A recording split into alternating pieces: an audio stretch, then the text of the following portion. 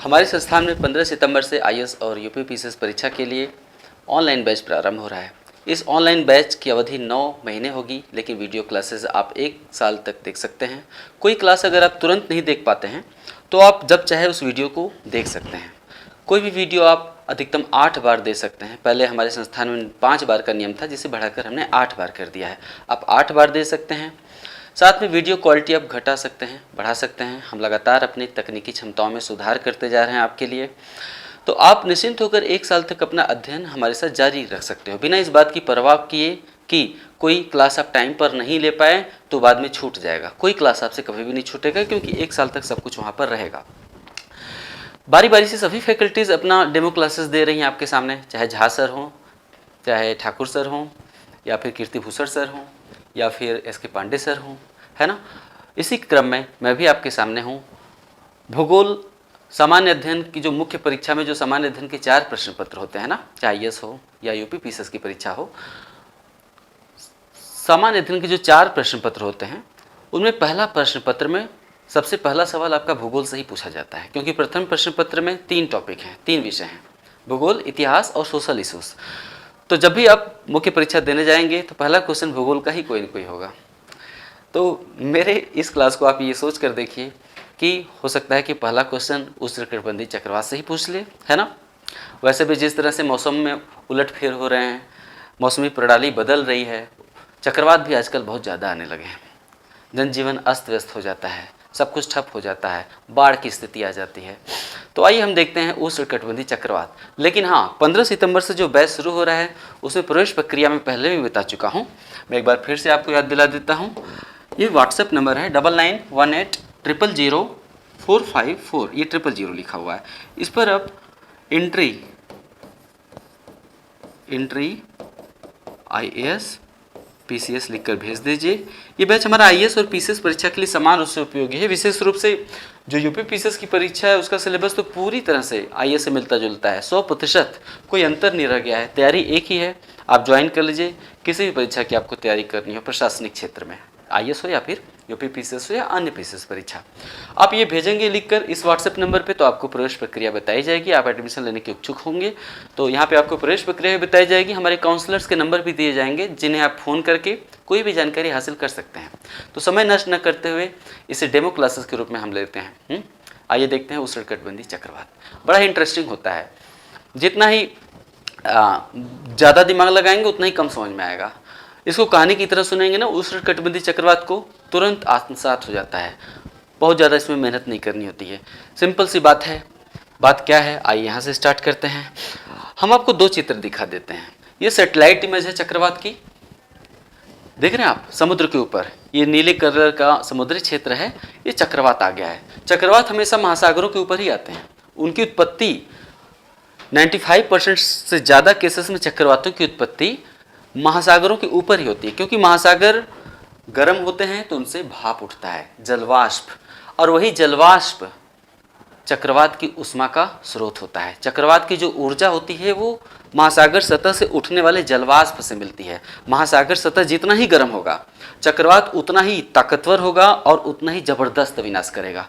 इसलिए जो चक्रवात होते हैं वो हमेशा उष्णकटिबंधीय क्षेत्रों में महासागरों के ऊपर उत्पन्न होते हैं, जब वाष्पीकरण की दर खूब बढ़ जाती है। जैसे कि जब सागर सतह का जल जब 27 डिग्री सेल्सियस से ज़्यादा हो, जब सागर सतह, जो सागर का जो पानी है ऊपर का, उसका जल जब 27 डिग्री सेल्सियस से ज़्यादा हो जाता है तभी चक्रवात बनेंगे। 27 डिग्री सेल्सियस से जब तापमान कम होता है सागर सतह पे तो चक्रवात नहीं बन पाते, क्योंकि चक्रवात की ऊष्मा का स्रोत ही जलवाष्प है। सागर सतह पर जितना ही ज़्यादा जलवाष्प उठेगा, जलवाष्प में बड़ी ताकत है ना। ट्रेन दौड़ा देती है, पहले रेलें जलवाष्प से चलाई जाती थी, कोयला जला जाता था, कोयले से पानी गर्म किया जाता था, पानी से भाप उठता था, उसी भाप से ट्रेन दौड़ जाती थी, है ना। तो सोचिए, ये जो सागर सतह पे ये विनाशकारी आप दृश्य देख रहे हैं, ये सारा सागर सतह पे जो भाप उठता है ये उसका कमाल है। चक्रवात की ऊर्जा हमेशा भाप से मिलती है, वाष्प से मिलती है, जिसे हम अगर एक्चुअल में कहें तो संघनन की गुप्त उष्मा। अब संघनन की गुप्त उष्मा क्या होती है हम थोड़ी देर में आपको बताएंगे। तो चक्रवात हमेशा समुद्रों के ऊपर उत्पन्न होते हैं। चक्रवात कब उत्पन्न होते हैं? जब सागर सतह पर कहीं निम्न वायुदाब का क्षेत्र अचानक से बन जाए। जब समुद्र में अचानक से कहीं निम्न वायुदाब का क्षेत्र बन जाता है ना, तो जितनी भी चारों तरफ की हवाएं हैं उस निम्न वायुदाब को भरने के लिए दौड़ पड़ती हैं।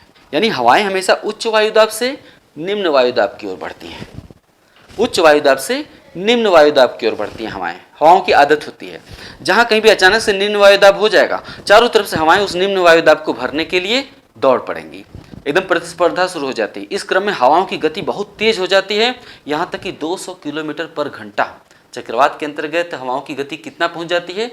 200 किलोमीटर प्रति घंटा की रफ्तार से हवाएं प्रवाहित होती हैं। लेकिन चक्रवात की एक खास बात यह है कि हवाएं कभी सीधे प्रवेश नहीं करती हैं। हवाएं जब बाहर से भीतर की ओर प्रवाहित होती है ना, तो हवाएं हमेशा ऐसे चक्कर चक्कर लेके प्रवाहित होती हैं। हवाएं कभी भी सीधे केंद्र की ओर नहीं प्रवाहित होती हैं। यहाँ पे क्या है? LP मतलब लो प्रेशर का क्षेत्र है। ये जो ब्लैक कलर का स्पॉट आप देख रहे हैं ना, ये एक तरह के निम्न वायुदाब का क्षेत्र है। इसी को भरने के लिए हवाएं चारों तरफ से गोल गोल प्रवाहित हो रही हैं, लेकिन हवाएं सीधे नहीं जा रही हैं। चक्रवाती पवन प्रवाह प्रणाली में हवाएं कभी भी बाहर से केंद्र की ओर सीधे नहीं जाएंगी, वो चक्कर लेते हुए जाएंगी गोल गोल। इस बारे में फेरल एक वैज्ञानिक थे, फेरल ने इसका नियम बताया था कि ऐसा क्यों होता है। चक्रवाती पवन प्रणाली में फेरल ने बताया था, फेरल ने यह कहा था कि चक्रवाती पवन प्रवाह प्रणाली में उत्तरी गोलार्ध में, फेरल के नियमानुसार उष्णकटिबंधीय चक्रवातों में उत्तरी गोलार्ध में हवाओं की दिशा एंटी क्लॉकवाइज होती है, और दक्षिणी गोलार्ध में कैसे होती है? क्लॉकवाइज।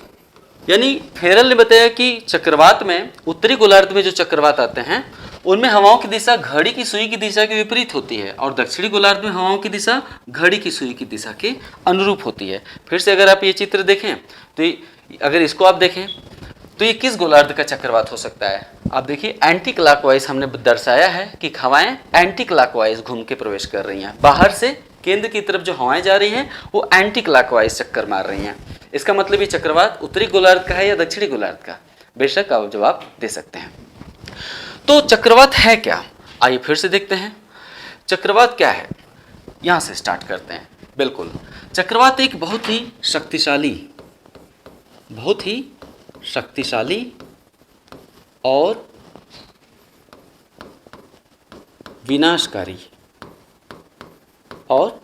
विनाशकारी तूफान होते हैं। ये बहुत ही विनाशकारी तूफान होते हैं जिनके केंद्र में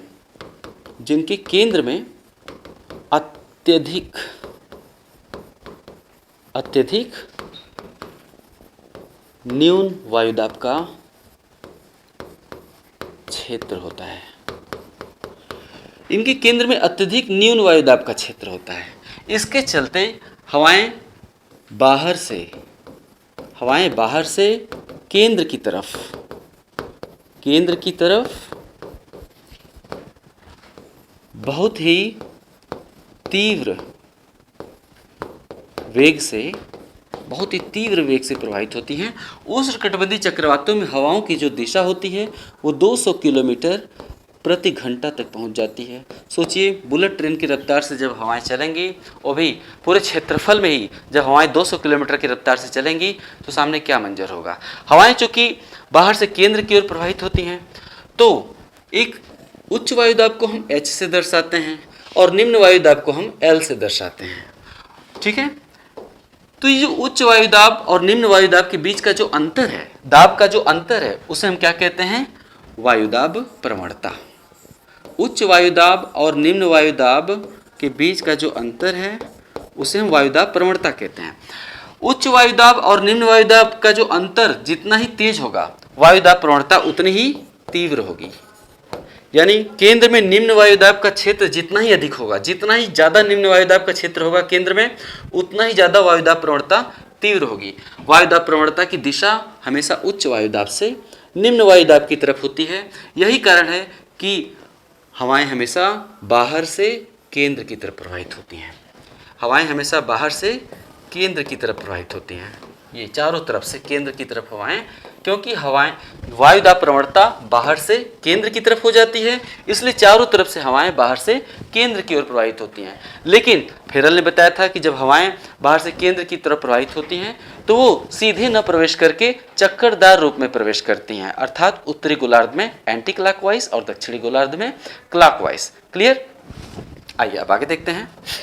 हमने बताया कि उष्णकटिबंधीय चक्रवातों में केंद्र में बहुत ही न्यून वायुदाब का क्षेत्र होता है। वायुदाब को मिलीबार में दर्शाया जाता है। ये चित्र अगर आप बना के दिखा देंगे तो नंबर अच्छे मिल जाते हैं। जैसे मान लेते हैं 250 शब्दों का एक क्वेश्चन पूछा, उष्णकटिबंधीय चक्रवातों की उत्पत्ति और संरचना बताइए।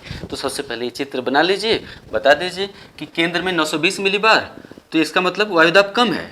बाहर जाने पर वायुदाब अधिक दिखाना है, तो पहले 920, इस घेरे में दिखा दिया 940, उससे बाहर दिखा दिया 960 और उससे बाहर दिखा दिया 980 मिलीबार। साफ दिख रहा है कि वायुदाब प्रवणता किधर है? वायुदाब प्रवणता बाहर से केंद्र की तरफ है ना? वायुदाब प्रवणता की दिशा क्या है? बाहर से केंद्र की तरफ, जिसके चलते हवाएं चारों तरफ से चक्करदार रूप में केंद्र की तरफ प्रवाहित होने लगती हैं। ये है समदाब रेखाएं।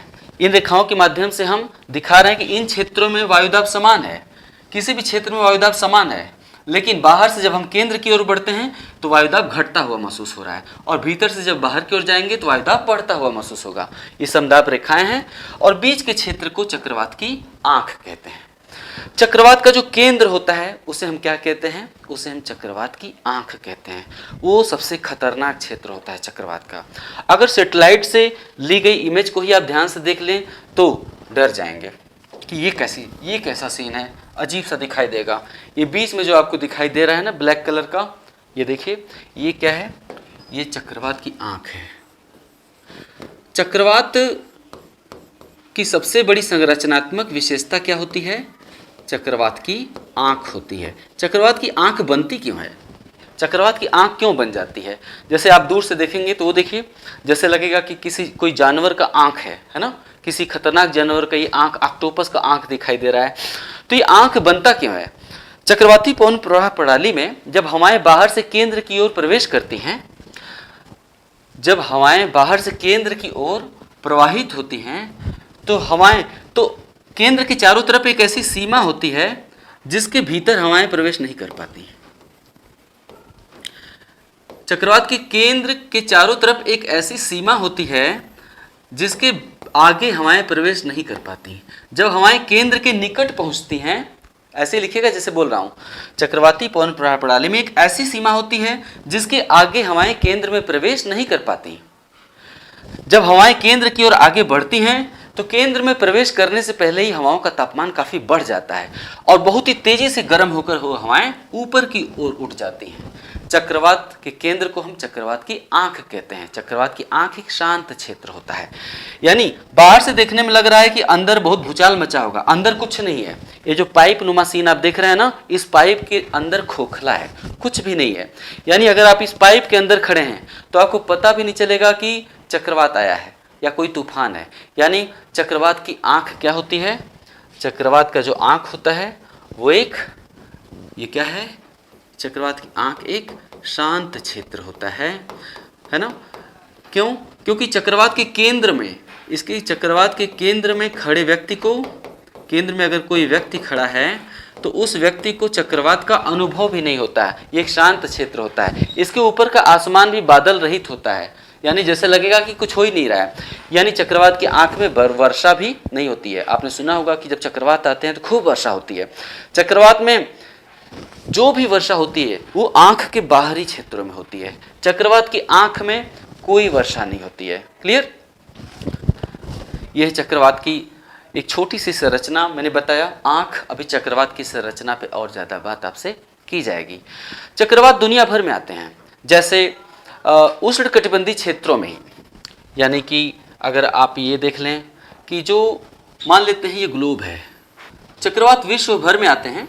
मान लेते हैं ये ग्लोब है और ग्लोब में बीच में जो 0 डिग्री अक्षांश है, यहाँ उत्तरी ध्रुव और यहाँ दक्षिणी ध्रुव, 0 डिग्री अक्षांश, इसी के आसपास के क्षेत्रों में ही उष्णकटिबंधीय चक्रवात आ सकते हैं। उष्णकटिबंधीय चक्रवात कभी भी ध्रुवीय क्षेत्रों में या ठंडे सागर सतह पर नहीं आते हैं। उष्णकटिबंधीय चक्रवात हमेशा गर्म सागर सतह पर आते हैं।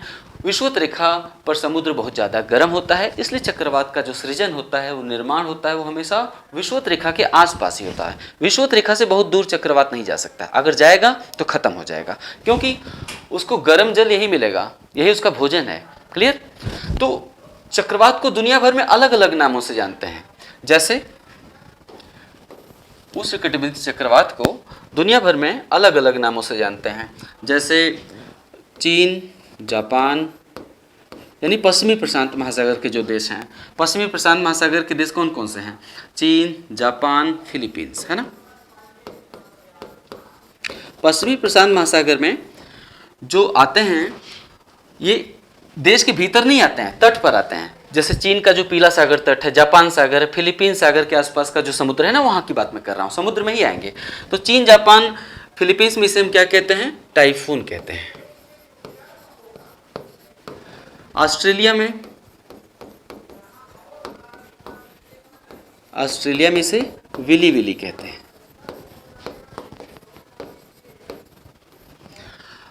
भारत में क्या कहते हैं, यानी हिंद महासागर में इसे क्या कहते हैं? साइक्लोन कहते हैं। ये सब विषुवत रेखा के आसपास के क्षेत्र हैं। इसके अलावा यूएसए में इसे क्या कहते हैं? यूएसए या मैक्सिको की खाड़ी, आपने देखा होगा मैक्सिको की खाड़ी में हमेशा चक्रवात आ जाता है, उसे हम पश्चिमी अटलांटिक महासागर भी कह सकते हैं। यूएसए या मैक्सिको की खाड़ी में इसे हम क्या कहते हैं? या फ्लोरिडा तट। यूएसए में एक तट है मैक्सिको की खाड़ी के पास, आपने देखा होगा कि ये अगर मान लेते हैं ये अमेरिका है, तो आपने देखा होगा कि ऐसे है अमेरिका, है ना। ये क्या है? ये मैक्सिको की खाड़ी है। इस तट को हम क्या कहते हैं? फ्लोरिडा। हमेशा जब भी अमेरिका में तूफान आता है तो अमेरिका, जो उत्तरी अमेरिका महाद्वीप है, ये जो तट है ना, इसको हम फ्लोरिडा तट कहते हैं। हमेशा इसी के आसपास ज़्यादा चक्रवात उत्पन्न होते हैं, मैक्सिको की खाड़ी के आसपास के क्षेत्रों में। क्लियर? तो यूएसए या मैक्सिको की खाड़ी में इसे हम क्या कहते हैं? हरिकेन कहते हैं। हरिकेन। कभी कभी क्या होता है कि अमेरिका में भीतर, यहाँ मुख्य भूमि के भीतर चक्रवात उत्पन्न हो जाता है, सागर सतह गर्म हो जाता है। अटलांटिक महासागर, उत्तरी अमेरिका महाद्वीप के पूर्व में कौन सा सागर है? अटलांटिक महासागर। जब बहुत ज़्यादा गर्म हो जाता है तो कभी कभी मुख्य फ्लोरिडा के भीतर मुख्य भूमि में भी एक चक्रवात बन जाता है, जो कि बहुत ज़्यादा विनाशकारी होता है। बहुत ही चक्रवात तब कब विनाश करेगा? जब वो आबादी के करीब आएगा। सिंपल सी बात है। आप कल्पना करिए, अगर अटलांटिक महासागर के बीचों बीच कोई चक्रवात उत्पन्न हो गया है तो क्या वो विनाशकारी कहलाएगा? नहीं कहलाएगा। विनाश का आशय ही है मानव से। मानव जब चपेट में आ जाता है तो हम कहते हैं बड़ा विनाशकारी है। अगर अंटार्कटिका में कोई चक्रवात आ गया मान लेते हैं, या भूकंप आ गया, तो उसे हम विनाशकारी कहेंगे? नहीं कहेंगे, क्योंकि मानव से प्रभावित ही नहीं हुआ, जन धन की हानि नहीं हुई, जान माल का नुकसान ही नहीं हुआ। तो अंटार्कटिका में कितना भी भूकंप चक्रवात है, उसे विनाशकारी हम क्यों कहेंगे? आपदा नहीं कहेंगे। ये आपदा तब बनता है जब इंसान उससे प्रभावित हो जाता है। तो मध्य अटलांटिक महासागर में अगर चक्रवात आया है तो विनाशकारी नहीं है। टॉर्नेडो विनाशकारी इसलिए बन जाता है क्योंकि इंसानों के बीच में पैदा हो गया। सोचिए कितनी तबाही मचाएगा। हवाओं की रफ्तार 200 किलोमीटर पर घंटा। हवाएं बाहर से केंद्र की ओर आती हैं। हवाएं से बाहर से जब केंद्र की ओर आती हैं तो ये देखिए इतना दबाव होता है, और हवाएं केंद्र की ओर आके ऊपर की ओर उड़ती हैं, तो बीच में जो भी आ जाए उड़ा ले जाएगी। ये देखिए हवाएं ऊपर उठ रही हैं। अगर इंसान आ जाए, कारें आ जाएं, झोपड़ियां आ जाएं, मवेशी आ जाएं, सबके सबको ये उड़ा ले जाते हैं ऊपर और फिर छोड़ देते हैं। विनाश तो होगा ही। तो अमेरिका में इसी तरह से सबसे विनाशकारी जो तूफान होता है, जो मुख्य भूमि पर आता है, फ्लोरिडा तट के आसपास तो हरिकेन कहते हैं। जब अमेरिका में मुख्य भूमि पर चक्रवात की उत्पत्ति हो जाती है तो उसे हम टॉर्नेडो कहते हैं। ठीक है, टॉर्नेडो। ये जो आप चित्र देख रहे हैं मुख्य भूमि पर, ये टॉर्नेडो है। ये बहुत ही विनाशकारी होता है। फिल्मों में भी आपने इसे देखा होगा। क्लियर? अब हम देखते हैं कि चक्रवात की उत्पत्ति के लिए आदर्श दशाएं कौन कौन सी होती हैं। अगला हेडिंग, चक्रवात की उत्पत्ति के लिए आदर्श दशाएं, मतलब कहाँ पे चक्रवात पैदा होगा और किन परिस्थितियों में। इसे अपने उत्तर में लिखना बहुत ही जरूरी है, क्योंकि सबसे महत्वपूर्ण यही आदर्श दशाएं। आप लंबी चौड़ी बात लिख गए, कहानी बता गए, लेकिन आदर्श दशाएं नहीं बता पाए तो टीचर समझ जाएगा कि आप कहानी पढ़ के हैं, उसमें जो साइंटिफिक रीजन वो नहीं पता है। पहली दशा क्या है चक्रवात के आगमन की? पहली दशा कोरियोलिस बल कोरियालिस बल का मान 0 से अधिक होना चाहिए, 0 से अधिक होना चाहिए। अगर हम विषुवत रेखा को देखें, ग्लोब पर अगर विषुवत रेखा को देखें तो विषुवत रेखा पर कोरियालिस बल का मान क्या होता है? विषुवत रेखा पर कोरियालिस बल का मान 0 होता है और ध्रुवों पर कोरियालिस बल का मान सर्वाधिक होता है। ध्रुवों पर कोरियालिस बल का मान सर्वाधिक होता है और विषुवत रेखा पर कोरियालिस बल का मान 0 होता है। तो जहां पर कोरियालिस बल का मान 0 होगा वहां पर हवा में चक्करता नहीं उत्पन्न होगी, यानी हवाएं गोल गोल नहीं घूमेंगी। हवाओं के गोल गोल घूमने के लिए, गोल गोल घूमना मतलब ये वाला ऐसे ऐसे गोल गोल घूमना, हवाओं के गोल गोल घूमने के लिए चक्रता उत्पन्न होनी जरूरी है और उसके लिए जरूरी है कि कोरियालिस बल का मान 0 से ज्यादा हो। कोरियालिस बल का मान विषुवत रेखा पर 0 होता है, इसलिए विषुवत रेखा पर कभी भी हवाओं में चक्रता नहीं उत्पन्न हो पाती। परिणाम स्वरूप कभी भी चक्रवात या हरिकेन या टाइफून की उत्पत्ति कभी भी विषुवत रेखा पर या विषुवत रेखा के नजदीक नहीं होती। चक्रवात जब भी उत्पन्न होंगे विषुवत रेखा से थोड़ी दूरी पर उत्पन्न होंगे। चक्रवातों की समस्या है, मजबूरी क्या है कि वो हमेशा गर्म सागर सतह पर ही उत्पन्न होंगे, इसलिए यहाँ पर कोरियालिस बल का मान कितना भी ज्यादा क्यों न हो, उत्तरी और दक्षिणी गोलार्ध पर कोरियालिस बल का मान ज्यादा तो है लेकिन हवाओं में जलवाष्प ही नहीं है, सागर सतह गर्म ही नहीं है, इसलिए यहाँ पे चक्रवात नहीं उत्पन्न होंगे। चक्रवात विषुवत रेखा के आसपास ही उत्पन्न होंगे, लेकिन बिल्कुल विषुवत रेखा के सहारे चक्रवात उत्पन्न नहीं होते क्योंकि वहां पर हवाओं में चक्रता उत्पन्न नहीं होती। इसलिए विषुवत रेखा से 10 से 15 अंश अक्षांश दूर, विषुवत रेखा से 10 डिग्री से लेकर 15 डिग्री अक्षांशों, 10 डिग्री से लेकर 15 डिग्री अक्षांश रेखाओं के आसपास ही उष्णकटिबंधीय चक्रवात की उत्पत्ति होती है। हरिकेन टाइफून कभी भी विषुवत रेखा के सहारे उत्पन्न नहीं होते क्योंकि कोरियालिस बल का मान 0 होता है और 10 से 15 डिग्री उत्तरी और दक्षिणी अक्षांश ही चक्रवातों की उत्पत्ति के आदर्श क्षेत्र होते हैं। यहाँ पे एक बात और ध्यान देना है, चक्रवात की उत्पत्ति के लिए सागर सतह गर्म होना चाहिए। पृथ्वी पर जो अधिकतम तापमान की पेटी है वो उत्तरी गोलार्ध में नहीं, दक्षिणी गोलार्ध में नहीं पाई जाती बल्कि उत्तरी गोलार्ध में पाई जाती है। उत्तरी गोलार्ध में महाद्वीपों की अधिकता है, उत्तरी गोलार्ध में महाद्वीप ज्यादा है, इसके चलते उत्तरी गोलार्ध ज्यादा गर्म रहता है। उत्तरी गोलार्ध ज्यादा गर्म रहता है तो उत्तरी गोलार्ध में सागर भी ज्यादा गर्म रहता है। यही कारण है कि 10 से 15 डिग्री उत्तरी, हम दक्षिणी नहीं कह सकते, 10 से 15 डिग्री उत्तरी अक्षांश ही चक्रवातों की उत्पत्ति के लिए आदर्श क्षेत्र होते हैं क्योंकि धरातल पर अधिकतम तापमान की पेटी उत्तरी गोलार्ध में ही पाई जाती है क्योंकि उत्तरी गोलार्ध में महाद्वीपों की अधिकता है। अगला पॉइंट हम पढ़ रहे हैं चक्रवातों की उत्पत्ति के आदर्श क्षेत्र। दूसरा, सागर के ऊपर, दूसरी आदर्श दशा क्या है? सागर के ऊपर वायुमंडलीय आर्द्रता, वायुमंडलीय आर्द्रता ह्यूमिड यानी जलवाष्प, सागर के ऊपर वायुमंडलीय आर्द्रता अधिक होनी चाहिए, वायुमंडलीय आर्द्रता अधिक होनी चाहिए क्योंकि चक्रवातों की जो ऊर्जा का स्रोत होता है, चक्रवातों की ऊर्जा का स्रोत संघनन की गुप्त उष्मा होता है। चक्रवातों की ऊर्जा का स्रोत संघनन की गुप्त उष्मा होती है। चक्रवातों की ऊर्जा का स्रोत क्या होती है? संघनन की गुप्त उष्मा। और वायुमंडल को संघनन की गुप्त उष्मा तभी प्राप्त होगी जब वायुमंडल में आर्द्रता की मात्रा अधिक होगी। चक्रवात की ऊर्जा का स्रोत क्या होता है? संघनन की गुप्त उष्मा। और वायुमंडल को संघनन की गुप्त उष्मा तभी प्राप्त होगी जब वायुमंडल में जलवाष्प यानी आर्द्रता अधिक होगी। संघनन की गुप्त उष्मा क्या होती है समझ लीजिए। पानी गर्म हुआ, पानी गर्म होता है, भाप उड़ जाता है। भाप कैसे उड़ जाता है? पानी को आप कितना भी उबाल दीजिए, पानी का टेम्परेचर एक लिमिट के बाद बहुत ज़्यादा आप नहीं बढ़ा पाएंगे, है ना। पानी उबलते हुए पानी में भी आप हाथ डाल दीजिए, हाथ नहीं जलता है। लेकिन अगर हमारी कभी कभी घर में होता है, हमारी माँ लोग या सिस्टर लोग बचपन में गलतियाँ हुई हैं, रोटी बना के दी, रोटी फूली हुई है, रोटी अगर अचानक से फट गई और हाथ में उसका भाप लग गया तो जान निकल जाती है। गर्म पानी से उतना आप नहीं जलते हैं, भाप से ज़्यादा जलते हैं क्योंकि वाष्प में वाष्पन की गुप्त उष्मा होती है।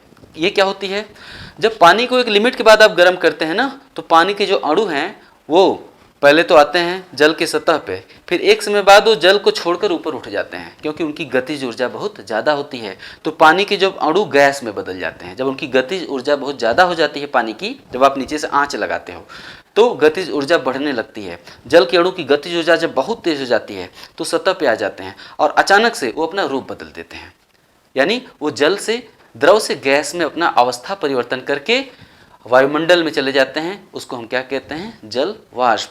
तो जब अवस्था परिवर्तन करने के लिए उन्हें ऊर्जा चाहिए, जल वाष्प जो अवस्था परिवर्तित कर लिया, जल से वाष्प में बदल गया, अवस्था परिवर्तन करने के लिए उसे ऊर्जा की जरूरत थी। वो ऊर्जा उसने कहाँ से लिया, पानी से ले लिया। यही कारण है कि पानी एक सीमा तक ही गर्म हो पाता है, जबकि भाप ज़्यादा गर्म होता है, क्योंकि भाप ने क्या किया, जल की गुप्त ऊष्मा को लेकर वायुमंडल में चला गया। इसे हम वाष्पन की गुप्त ऊष्मा कहते हैं।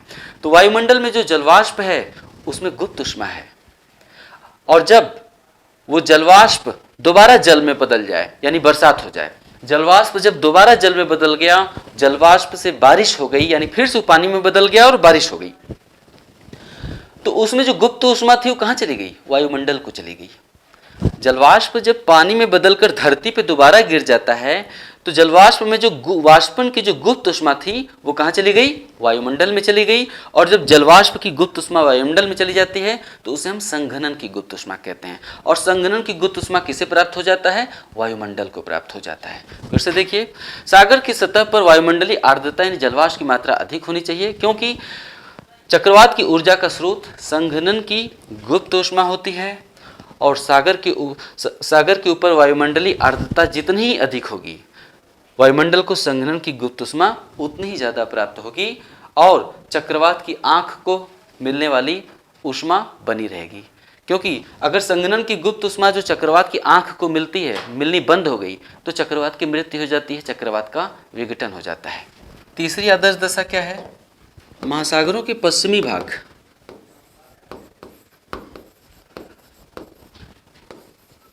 महासागरों के पश्चिमी भाग ही आदर्श उत्पत्ति क्षेत्र होते हैं। महासागरों के पश्चिमी भाग ही आदर्श उत्पत्ति क्षेत्र होते हैं, चक्रवातों की उत्पत्ति के लिए आदर्श क्षेत्र होते हैं। क्यों? क्योंकि महासागरों के पश्चिमी भागों में, 1 मिनट, हाँ, महासागरों के पश्चिमी भागों में गर्म जलधाराएं चलती हैं। क्योंकि पश्चिमी भागों में गर्म, जैसे गल्फ स्ट्रीम पश्चिमी अटलांटिक महासागर में है ना, ब्राजील की धारा पश्चिमी अटलांटिक महासागर में है, गर्म है। इसी तरह से हम्बोल्ट की धारा, जैसे मान लेते हैं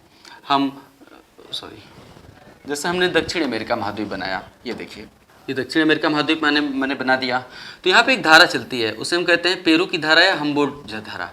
पेरू की धारा प्रशांत महासागर के पूर्वी भाग में चल रही है ना। अब प्रशांत महासागर का पश्चिमी भाग कहाँ है, चीन के पास है। प्रशांत महासागर का पूर्वी भाग कहाँ है, दक्षिण अमेरिका के पास है। तो महासागरों के पूर्वी भागों में ठंडी जलधाराएं चलती हैं, जबकि महासागरों के पश्चिमी भाग में गर्म जलधाराएं प्रवाहित होती हैं। यही कारण है कि उष्ण चक्रवातों की उत्पत्ति महासागरों के पश्चिमी भागों में होती है। महासागरों के जो पूर्वी भाग होते हैं वो उष्ण चक्रवातों की उत्पत्ति के लिए आदर्श क्षेत्र नहीं माने जाते, क्योंकि वहाँ पे ठंडी जलधाराएं प्रवाहित होती हैं। क्लियर? चौथी दशा क्या है, उष्ण चक्रवात की सागर सतह या सागर का जल 60 मीटर की गहराई तक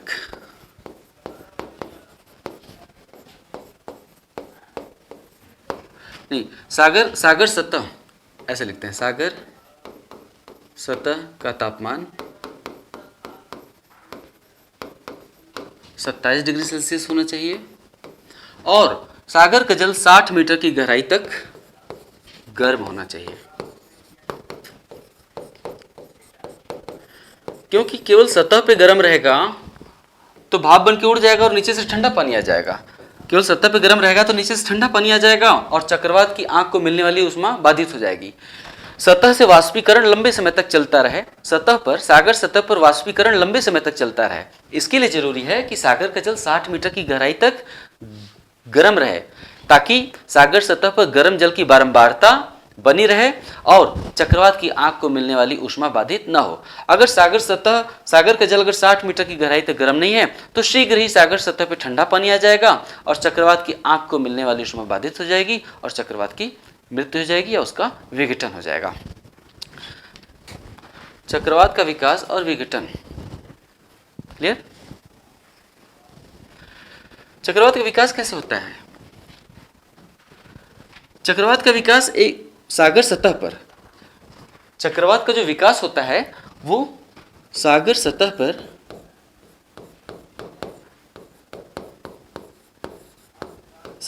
पर एक वायुमंडलीय भ्रमिल या तरंग या वायुमंडलीय तरंग के रूप में होता है। मूल बात यही है, बस इसी को आप समझ जाएं कि वायुमंडलीय भ्रमिल क्या होता है और वायुमंडलीय तरंग, वायुमंडलीय भ्रमिल या वायुमंडलीय तरंग एक ही बात है। तो चक्रवात का विकास सागर सतह पर एक वायुमंडलीय भ्रमिल या तरंग के रूप में होता है। वायुमंडलीय भ्रमिल क्या है? हवाएं तो दिखाई नहीं देती हैं लेकिन पानी दिखाई देता है। आपने कभी कभी आपका जो वॉश बेसिन है, सिंक में आप कभी कभी जब ज़्यादा पानी भर देते हो, सिंक में कभी पानी भरे ना वो जहाँ पे हैंड वॉश करते हैं, तो वो गोल गोल घूमने लगता है। जब गोल गोल घूमने लगता है क्योंकि नीचे से पानी जाता है, नीचे से जब पानी प्रवाहित होगा तभी गोल गोल घूमेगा। जब आप हमारा जो वॉश बेसिन है उसमें जब आप ज़्यादा पानी भर दें तो गोल गोल घूमने लगता है। क्यों? क्योंकि नीचे पानी का प्रवाह शुरू हो जाता है, नीचे पानी निकलता रहता है, इसलिए पानी ऊपर गोल गोल घूमना शुरू कर देता है, चक्कर मारने लगता है। एक बार अगर वो चक्कर ले लिया तो जब तक कि पूरा का पूरा पानी निकल नहीं जाएगा सिंक में से तब तक पानी गोल गोल घूमता रहता है। उसी को हम भ्रमिल कहते हैं, कुआं। भ्रमिल मतलब कुआं। आप ये भी देखते होंगे कि पानी कितना भी गोल गोल घूमे, जा भी रहा है नीचे, लेकिन बीच का जो छेद है ना, पानी के बीच में एक खाली जगह दिखाई देता है, छेद नुमा, उसमें पानी नहीं जाता है, वो छेद हमेशा बना रहता है। आपने देखा है पानी जब वॉश बेसिन में गोल गोल घूमता है तो बीच में एक खाली स्थान होता है जो भरता नहीं है, वो हमेशा खाली बना रहता है। एक तरह से उसे ही आप चक्रवात की आंख समझ लीजिए। और वायुमंडलीय भ्रमिल मतलब वही कुआं, एक निम्न वायुदाब का क्षेत्र, तरंग, उसी को हम वायुमंडलीय तरंग कहते हैं। तो जब हवाएं बहुत गर्म हो जाती हैं सागर सतह पे तो अचानक से हवा गर्म होकर ऊपर उठ जाती है, और जैसी हवा गर्म होकर ऊपर उठती और चारों तरफ की हवाएं उस खाली जगह को लेने के लिए दौड़ पड़ती हैं, तो उससे उत्पन्न होता है वायुमंडलीय भ्रमिल या वायुमंडलीय तरंग। समझने के लिए बोला, इसे लिखना नहीं है, आप समझ गए ना। तो बस शुरुआत इतना ही करनी है कि उष्ण चक्रवातों की शुरुआत सागर सतह पर एक वायुमंडलीय भ्रमिल अथवा तरंग के रूप में होता है, और अनुकूल परिस्थितियों में यही वायुमंडलीय भ्रमिल अथवा तरंग शक्तिशाली चक्रवात का रूप ले लेता है। जब शक्तिशाली चक्रवात का रूप ले लेता है तो ऐसा दिखाई देता है, आपके सामने पड़ा हुआ है। अगर आप धरती पे से देखेंगे या समुद्र सतह पे से तो ऐसा दिखाई देगा, अगर उसे हम अंतरिक्ष में से देखेंगे तो ऐसा दिखाई देता है। यानी चक्रवात का शुरुआत एक वायुमंडलीय भ्रमिल अथवा तरंग के रूप में होता है, और अनुकूल परिस्थितियों में यही तरंग शक्तिशाली चक्रवात का रूप धारण कर लेता है। वो कैसे होता है भला? एक्चुअल होता क्या है कि सागर सतह पर जो निम्न वायुदाब का केंद्र होता है उसे भरने के लिए समुद्र में हवाएं चल पड़ती हैं। सागर सतह पर चारों तरफ से हवाएं चल पड़ती हैं, और सागर सतह पर तो न मकान बना है, न पहाड़ है, न पर्वत है, और न ही कोई वृक्ष है। यानी सागर सतह बिल्कुल समतल होता है, हवाओं के मार्ग में कोई बाधा नहीं है। जब हवाएं बाहर से केंद्र की तरफ, तरंग को भरने के लिए बाहर से केंद्र की तरफ प्रवाहित होती हैं तो हवाओं के मार्ग में कोई बाधा नहीं होती है। सागर सतह खाली स्थान है चारों तरफ, इसलिए हवाओं की गति धीरे धीरे बढ़ती चली जाती है। हवाओं बेलगाम बेरोक टोक के आगे बढ़ती हैं, इसलिए सागर सतह पर हवाओं की गति बहुत तेज होती चली जाती है। और चूंकि ये हवाएं कहाँ से आ रही हैं?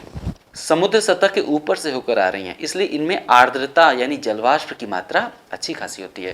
जो हवाएं सागर सतह पर केंद्र को भरने के लिए आगे बढ़ती हैं उनमें आर्द्रता की मात्रा अच्छी खासी होती है। क्यों? क्योंकि समुद्र के ऊपर प्रवाहित हो रही हैं, जलवाष्प ही जलवाष्प है चारों तरफ, तो आर्द्रता की मात्रा अच्छी खासी होती है। ठीक है, और जब ये हवाएं जब केंद्र के पास पहुंचती हैं तो अभिसरित होकर ऊपर की ओर उठ जाती हैं। ठीक है, तो ये जो आर्द्रता होती है ये स्थितिज ऊर्जा के रूप में होती है। वायुमंडल की जो आर्द्रता होती है वो स्थितिज ऊर्जा के रूप में होती है। यह वायुमंडलीय आर्द्रता स्थितिज ऊर्जा के रूप में होती है। लेकिन चक्रवात के केंद्रीय भाग में जब हवाएं लंबवत ऊपर की ओर उठती हैं, जब हवाएं गर्म होकर लंबवत ऊपर की ओर उठती हैं, तो यह आर्द्रता गतिज ऊर्जा में बदल जाती है। वायुमंडलीय आर्द्रता स्थितिज ऊर्जा के रूप में होती है, लेकिन चक्रवात के केंद्र भाग में ऊपर की ओर उठती हुई वायु की लंबवत धाराओं के कारण यह स्थितिज ऊर्जा गतिज ऊर्जा में बदल जाती है, जिसके परिणाम स्वरूप चक्रवातीय पवन प्रवाह प्रणाली प्रचंड हो जाती है। और जब तक चक्रवात की आंख को, यानी बीच वाले क्षेत्र को, ये जो बीच वाला क्षेत्र है, और जब तक चक्रवात की आंख को सागर सतह से संघनन की गुप्त ऊष्मा प्राप्त होती रहती है, तब तक चक्रवात विनाशकारी बना रहता है, जल्दी उसका विघटन नहीं हो पाता है।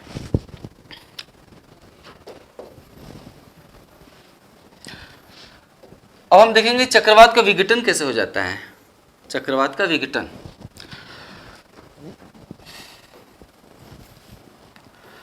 चक्रवात विषुवत-रेखीय क्षेत्र में उत्पन्न होते हैं, गर्म सागर सतह पर। यहाँ पर सागर सतह का जल 27 डिग्री सेल्सियस से अधिक होता है।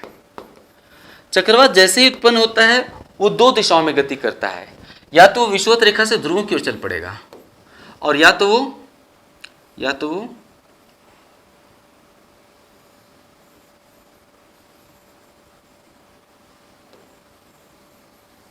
ये क्या है, मान लेते हैं यूएसए है, उत्तरी अमेरिका महाद्वीप है ना। चक्रवात जैसे ही उत्पन्न हुआ विषुवत रेखीय क्षेत्रों के आसपास, जहाँ की सागर जल गर्म है, वो या तो ध्रुवों की ओर चल पड़ता है या फिर पश्चिमी की ओर। चक्रवात कभी भी पूरब की ओर नहीं चलते हैं, चक्रवात हमेशा पूरब से पश्चिम की ओर चलते हैं। क्यों? क्योंकि पृथ्वी पश्चिम से पूरब की ओर घूम रही है। पृथ्वी पश्चिम से पूरब की ओर घूम रही है तो स्वाभाविक सी बात है कि चक्रवात पीछे छूट जाएंगे। भाई चक्रवात कोई ईंट का पत्थर थोड़ी कि पृथ्वी के साथ साथ घूमेगा। चक्रवात तो हवा है, हवा का एक प्रणाली है, पवन प्रवाह प्रणाली है। जब पृथ्वी पूरब की ओर घूमेगी तो चक्रवात पीछे छूट जाते हैं। यही कारण है कि चक्रवात जब भी उत्पन्न होगा तो पश्चिम की ओर गति कर जाते हैं। तो चक्रवात जब गर्म संचलन करते हुए, संचलन मतलब गति करते हुए, जब गर्म सागर सतह से दूर ठंडे सागर सतह पर पहुंच जाते हैं, गर्म सागर सतह से दूर ठंडे सागर सतह की ओर पहुंच जाते हैं, 10 डिग्री सेल्सियस मान लेते हैं, तो परिणाम स्वरूप तो इससे चक्रवात को मिलने वाली ऊष्मा बाधित हो जाती है और परिणाम स्वरूप उसका विघटन हो जाता है। और जब चक्रवात गति करते हुए जब चक्रवात पश्चिम की ओर गति करते हुए महाद्वीपों में मुख्य भूमि में प्रवेश कर जाते हैं तो दो कारणों से इनका विघटन हो जाता है। मुख्य भूमि पर एक तो पर्वतीय अवरोध आ जाता है, मकान बने हुए हैं, पर्वत है, तो इसके चलते चक्रवातों के मार्ग में अवरोध उत्पन्न हो जाता है। और दूसरे सागर सतह से दूर होकर मुख्य भूमि में चले जाते हैं। इससे चक्रवात की आंख को मिलने वाली जलवाष्प की मात्रा बाधित हो जाती है और चक्रवात का विघटन हो जाता है। अवरोध भी पैदा हो जाता है और ऊष्मा की मात्रा भी, क्योंकि सागर सतह पे था तब तो ऊष्मा मिल रहा था, अब चला गया मुख्य भूमि में तो ठंडा हो गया। तो इस तरह से चक्रवातों का विघटन हो जाता है, या तो दूर चले जाएं या मुख्य भूमि में प्रवेश कर जाएं।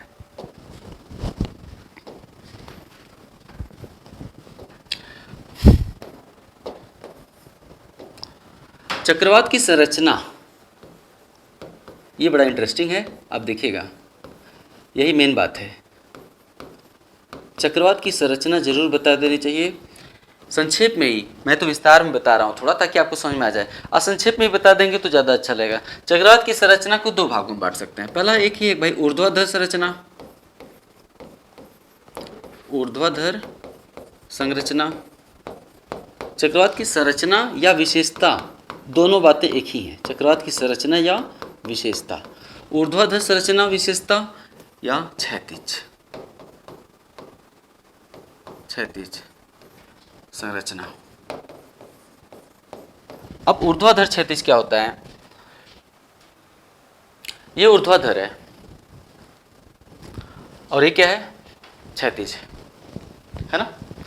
तो सबसे पहले हम क्षैतिज संरचना को देख लेते हैं। चक्रवात की विशेषता या संरचना, सबसे पहले हम क्षैतिज संरचना की बात करते हैं। पहला, व्यास। चक्रवात का व्यास कितना हो सकता है? लगभग 500 किलोमीटर तक हो सकता है। चक्रवात का व्यास यानी इलाहाबाद से दिल्ली तक हो सकता है ना। चक्रवात का व्यास 500 किलोमीटर तक हो सकता है। चक्रवात इसके केंद्र में अत्यधिक न्यून दाब 920 मिलीबार तक हो सकता है। हवाओं की गति परिणाम स्वरूप वायुदाब प्रवणता बाहर से भीतर की ओर, हवाएं बाहर से भीतर की ओर चक्करदार रूप में, इसलिए हवाएं बाहर से भीतर की ओर चक्करदार रूप में प्रवाहित होती हैं। वायुदाब प्रवणता बाहर से भीतर की ओर स्थापित हो जाती है, इसलिए हवाएं भी बाहर से भीतर की ओर चक्करदार रूप में प्रवाहित होने लगती हैं। दूसरा, चक्रवात की सबसे बड़ी संरचनात्मक विशेषता, हम क्षैतिज संरचना के अंतर्गत बात कर रहे हैं, क्षैतिज संरचना। दूसरा है चक्रवात की सबसे बड़ी संरचनात्मक विशेषता चक्रवात की आंख है। क्लियर? सबसे बड़ी संरचनात्मक विशेषता चक्रवात की आंख है।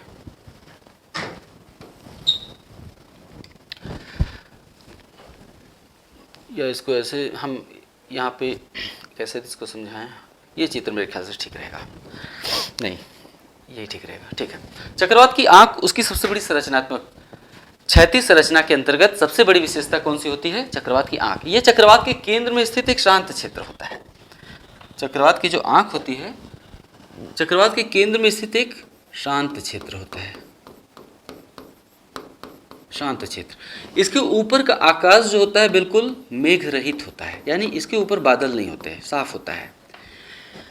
चक्रवात के केंद्र में अत्यधिक तापमान अधिक, चक्रवात की जो आंख होती है वो उसके केंद्र में होती है, और ये अधिक तापमान, चक्रवात की आंख अधिक तापमान और कम आर्द्रता, यानी अंदर आर्द्रता नहीं होती, जलवाष्प नहीं होता है। ये एक अधिक तापमान और कम आर्द्रता का क्षेत्र होता है। इसके ऊपर का आकाश बिल्कुल मेघ रहित होता है। चक्रवात में के केंद्र में खड़े व्यक्ति को चक्रवात का अनुभव नहीं होता। केंद्र में अगर कोई व्यक्ति खड़ा है, तो हम सैटेलाइट इमेज दिखा रहे हैं, अगर आप ये इमेज देखें तो समझ पाएंगे कि इसके केंद्र में अगर अंदर कोई व्यक्ति खड़ा है तो उसे चक्रवात का अनुभव नहीं होता, क्योंकि ऊपर देखेगा तो ऊपर इसे ये सब नहीं दिखाई देगा, ऊपर उसे आसमान बिल्कुल साफ दिखाई देता है, क्योंकि अंदर बादल नहीं होते हैं। क्लियर? तो ये चक्रवात की सबसे बड़ी विशेषता है आंख, और आंख में वर्षा नहीं होती है। चक्रवात में कितनी भी वर्षा क्यों न हो जाए, चक्रवात में कुछ ही घंटों में उतनी वर्षा हो जाती है जितनी साल भर होनी चाहिए, लेकिन फिर भी चक्रवात की आंख में बारिश नहीं होती है। चक्रवात की अगली जो बड़ी विशेषता है वह है आंख की दीवार। क्षैतिज संरचना के अंतर्गत चक्रवात की अगली विशेषता है आंख की दीवार।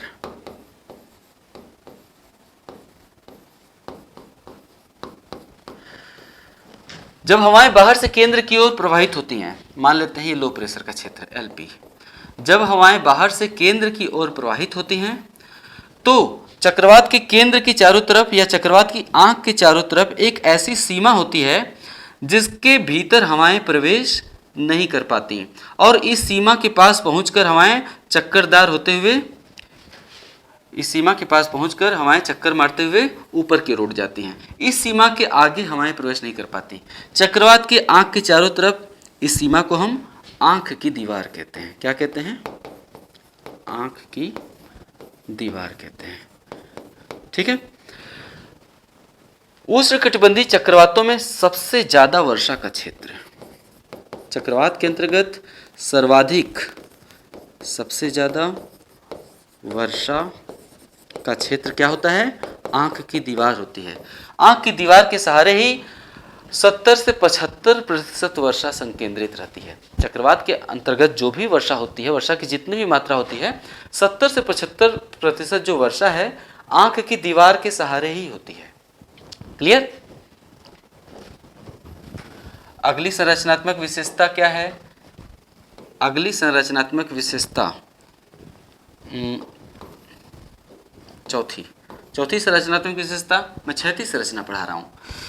चौथी संरचनात्मक विशेषता को हम यहाँ पे देखते हैं, उसी के लिए मैंने चित्र बना लिया है।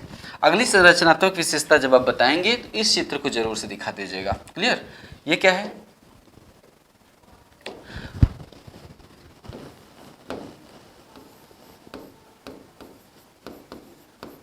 बादलों की सर्पिलाकार पट्टियां।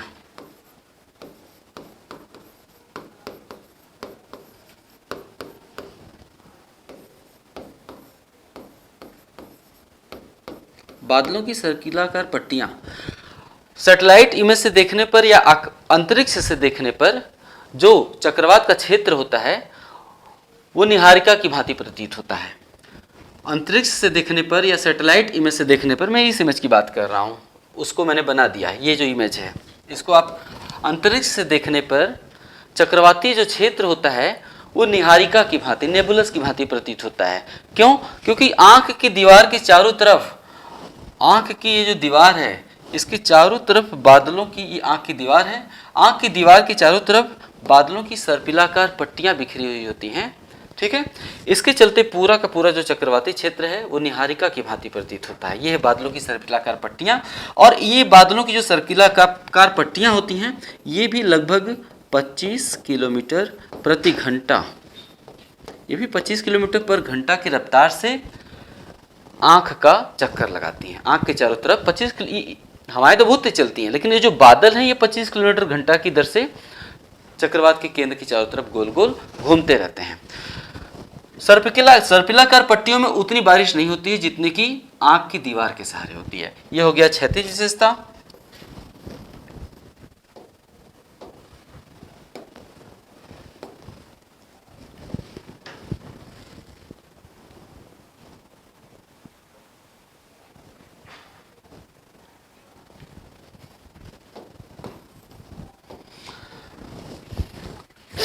अब हम देखते हैं चक्रवात की ऊर्ध्वाधर विशेषता। ऊर्ध्वाधर विशेषता को दर्शाने का सबसे अच्छा तरीका है कि आप एक इमेज बना लीजिए। ये देखिए, ये इमेज आपने, जो कीप होता है ना, कीप, हमने एक कीप बना लिया, उल्टा नहीं सीधा ही तो है, ये कीप है।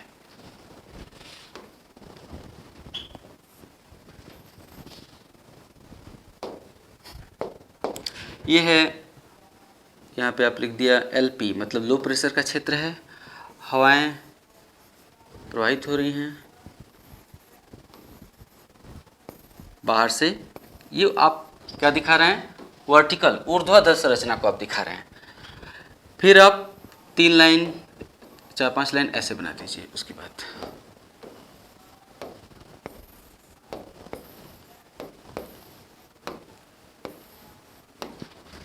बाद आप ऐसे बना दीजिए 2 लाइन।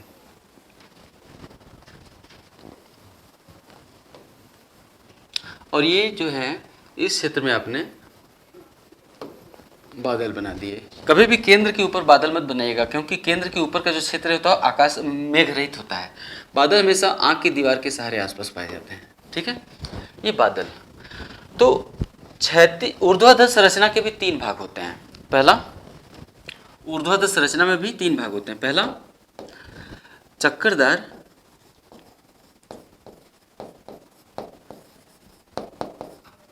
केंद्र की ओर प्रवाह, चक्करदार केंद्र की ओर प्रवाह।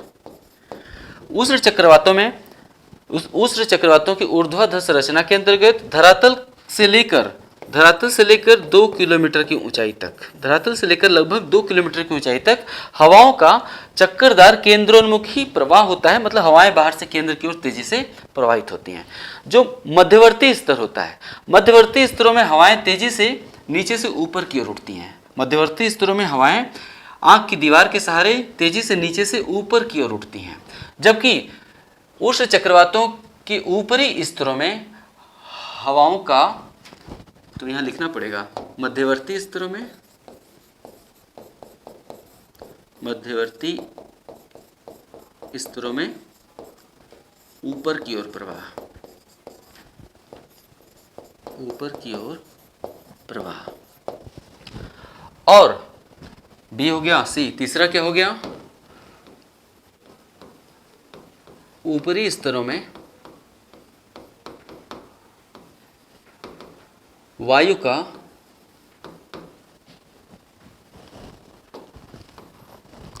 ऊपरी स्तरों में वायु का वेगपूर्ण निस्राव। निस्राव का मतलब होता है भीतर से बाहर की ओर निकलना। ऊर्ध्वाधर संरचना के अंतर्गत धरातल के निकट धरातल से लेकर 2 किलोमीटर की ऊंचाई तक हवा का चक्करदार केंद्रोन्मुखी प्रवाह होता है। मध्यवर्ती स्तरों में हवाएं आंख की दीवार के सहारे तेजी से ऊपर की ओर उठती हैं, जबकि ऊपरी स्तरों में हवाओं का वेगपूर्ण निस्राव होता है, यानी हवाएं भीतर से बाहर की ओर। ये जो चक्रवात होता है, चक्रवात अपने ऊपरी स्तरों में हवाओं के भीतर से बाहर की ओर फेंक देता है।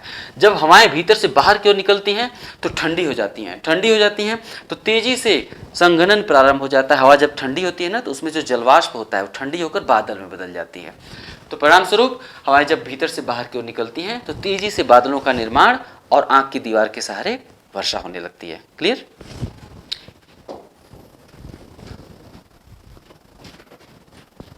उष्ण चक्रवातों का प्रभाव क्या होता है? उष्ण चक्रवातों का प्रभाव, 2-3 प्रभाव आप लिख दीजिए। प्रभाव क्या लिखेंगे? पहला,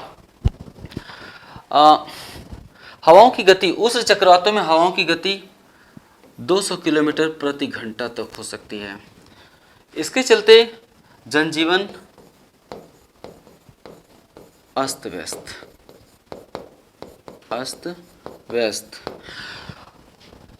उस चक्रवातों के अंतर्गत सागर सतह पर वायुदाब अधिक हो जाता है। सागर सतह पर वायुदाब, एक तो वायुदाब अधिक होता है और दूसरे हवाओं की गति भी अधिक। सागर सतह पर वायुदाब भी काफ़ी बढ़ जाता है और हवाओं की गति भी बहुत अधिक हो जाती है। परिणाम स्वरूप सागर सतह लगभग 10 मीटर तक सागर सतह का परिवर्तन हो जाता है। सागर सतह का परिवर्तन मतलब नॉर्मली अगर सागर सतह ऐसा होता है तो चक्रवात आने के बाद आपको सागर सतह ऐसे ऐसे दिखाई देगा, ऐसे ऐसे। तो ये जो ऊंचाई है, सागर सतह नॉर्मली ऐसा होता है, लेकिन चक्रवात आने के बाद सागर सतह में एकदम भूचाल मच जाता है। कहीं सागर सतह नीचे चला जाता है और कहीं अचानक से ऊपर उठ जाता है।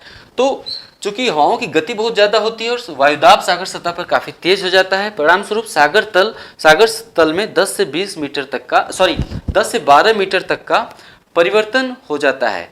और जब तेजी से हवाएं महाद्वीपों की तरफ बढ़ती हैं तो क्या करती हैं? इस लहर को उठाकर सागरी जल को अंदर फेंक देती हैं तटीय क्षेत्रों में। तेजी से बहती हुई जो हवाएं होती हैं वो सागरी तरंगों को तटीय क्षेत्रों में अंदर पहुंचा देती हैं, जिससे अचानक से जो गोपालपुर, विशाखापट्टनम में भी चक्रवात आते हैं ना, हिंद महासागर बंगाल की खाड़ी में आता है और कहाँ टकराता है? उड़ीसा के गोपालपुर में टकरा जाएगा, आंध्र प्रदेश के विशाखापट्टनम तट से टकराएगा। क्यों टकराता है? हमने बताया ना कि चक्रवात जब भी उत्पत्ति होगी तो वो पश्चिम की तरफ चलते हैं। तो बंगाल की खाड़ी से पश्चिम की तरफ चलेंगे तो या तो उड़ीसा मिलेगा या आंध्र प्रदेश मिलेगा। ऐसा नहीं है कि अरब सागर में चक्रवात नहीं आते हैं, हम उसके बारे में थोड़ी देर बात करते हैं, टॉपिक भटक जाएगा। तो सागर तल में चूंकि परिवर्तन हो जाता है तो परिणाम स्वरूप जब तेजी से बहती हुई जो हवाएं होती हैं वो सागरी जल को तटीय क्षेत्रों में अंदर की ओर ढकेल देती है, जिससे क्या हो जाएगा? अचानक से बाढ़ की स्थिति उत्पन्न हो जाती है। जैसे कि गोपालपुर, विशाखापट्टनम खूब भयंकर बाढ़ आ जाता है। उष्ण चक्रवात कृषि अर्थव्यवस्था को गहरे प्रभावित कर देते हैं, क्योंकि तटीय क्षेत्रों की जो कृषि अर्थव्यवस्था होती है वो उपजाऊ मिट्टी से चलती है और जो सागरी जल होता है जमीन को, मिट्टी को लवणीय कर देता है ना, नमक की मात्रा बढ़ा देता है, जिससे उसमें पौधे लंबे समय तक उग नहीं पाते, तो वो भूमि बंजर हो जाती है धीरे धीरे। तो कृषि अर्थव्यवस्था को भी प्रभावित करता है। क्लियर? अब हम देखते हैं कि भारत में क्या स्थिति है। भारत में जो स्थिति है, हम भारत में उत्पन्न क्यों होता है ये नहीं बताएंगे, अनावश्यक खिंच जाएगा। भारत में उत्पन्न क्यों होता है? भारत में हर जगह के उत्पन्न होने के अलग अलग कारण हो सकते हैं। तो अगर हम यहाँ पे भारत बना दें, चलिए ये हो गया आपका भारत।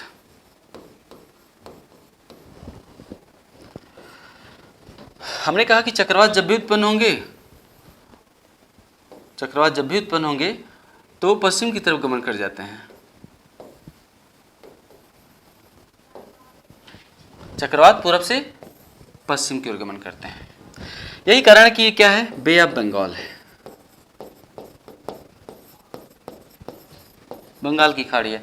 बंगाल की खाड़ी में जब भी चक्रवात उत्पन्न होगा तो पश्चिम की तरफ गमन करता है। परिणाम स्वरूप यहाँ पर उड़ीसा है, आंध्र प्रदेश है, तमिलनाडु का तट है, यहीं पे टकराते हैं आके। अब अगर अरब सागर में भी कोई चक्रवात पैदा हुआ तो ऐसा नहीं है कि वो पश्चिमी तट पे चक्रवात नहीं आते हैं, लेकिन नॉर्मली नहीं आते हैं। अपवाद तो कुछ भी हो सकता है, अपवाद तो कुछ भी हो सकता है। एक कहावत है कि जब किस्मत खराब होती है तो आप हाथी पे भी बैठे रहोगे तो कुत्ता काट लेगा गांव में ऐसा कहते हैं। तो अगर ये चक्रवात आया तो नॉर्मली नियम के हिसाब से इसको पश्चिम की तरफ जाना चाहिए, अफ्रीका की तरफ। अरब सागर के पश्चिम में क्या है? अफ्रीका है, इथोपिया है ना, इथोपिया है, केनिया है ना, उधर जाना चाहिए इसको, तो उधर ही जाता है। अब कभी कभी क्या होता है, अब इसका दिमाग खराब है या कभी कभी इसका मूड ठीक नहीं है, यहाँ पे उत्पन्न होता है और जाके गुजरात मुंबई से टकरा जाएगा, कभी कभी ऐसा भी हो सकता है ना। तो अभी कुछ दिन पहले गुजरात और महाराष्ट्र में भयंकर चक्रवात आया था, लगभग 2-2.5 महीने पहले की बात है, बहुत ज़बरदस्त चक्रवात उत्पन्न हुआ था। तो नॉर्मली चक्रवात पूर्व से पश्चिम की तरफ चलते हैं। ये था उष्णकटिबंधीय चक्रवात। परिभाषा, परिचय, उत्पत्ति, आदर्श दशाएं, निर्माण, उसका विनाश, क्षैतिज संरचना, ऊर्ध्वाधर संरचना, चक्रवातों का पड़ने वाला प्रभाव। ये वीडियो आपको कैसा लगा? आप कमेंट करके अपनी राय जरूर दीजिएगा। मिलते हैं अगले वीडियो में। नमस्कार।